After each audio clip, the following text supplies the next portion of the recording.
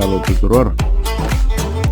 Rusu Florin Adrian este numele meu și astăzi o să vă prezint un upgrade de HDD la un micuț și finuț laptop și subțirel Acer model E3 112. Este foarte ușor, foarte micuț și finuț. După ce te asiguri că ai pus un prosop sau orice alt material din bumbac pentru a nu deteriora suprafața laptopului, că nu se scurie, localizezi șuruburile, câte sunt pe placă, unde sunt, pe carcasă, după care alege o șurubelniță potrivită pentru a nu deteriora capetele șuruburilor. Pentru prezentarea asta eu am scos deja șuruburile, au mai rămas decât două.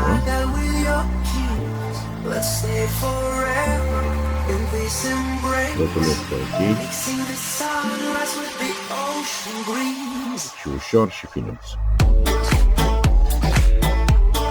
Deschiderea lui este foarte ușoară. Eu am ales, poți să alegi un plastic sau o cartelă. Eu am ales unghia și o să împing unghia pe marginea lui, clemele se vor deschide.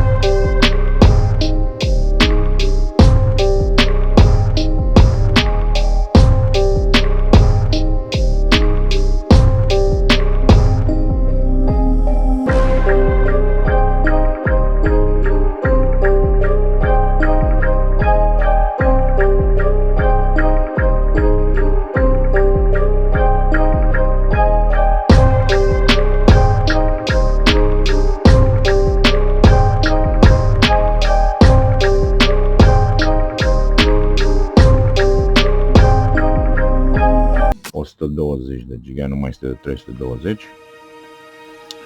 ceea ce înseamnă că o să meargă un picuț mai bine, o să fie un upgrade drăguț pentru acest laptop. Instalarea are loc la fel cum l-am scos pe acela, pur și simplu între cleme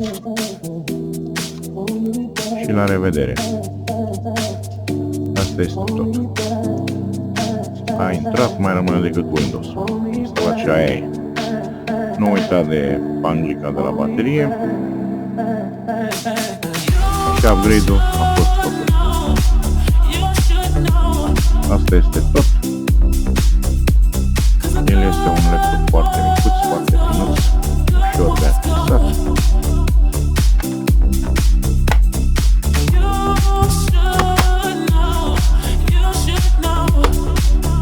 Nu necesită foarte mult deranj, foarte mult șantier. După care revin cu șurubelele. Un lucru și mai bun este dacă nu-ți rămân șuruburi. Și în rest, totul este ok. Vă mulțumesc pentru vizionare. Rusu Florin Adrian este numele meu. Acest canal îmi aparține. Videourile toate sunt făcute de mine, îmi aparțin. Vă mulțumesc că v-ați uitat. Vă invit să vă uitați și la celelalte. Am să mai pun. Să ne auzim cu bine și data viitoare la un alt laptop.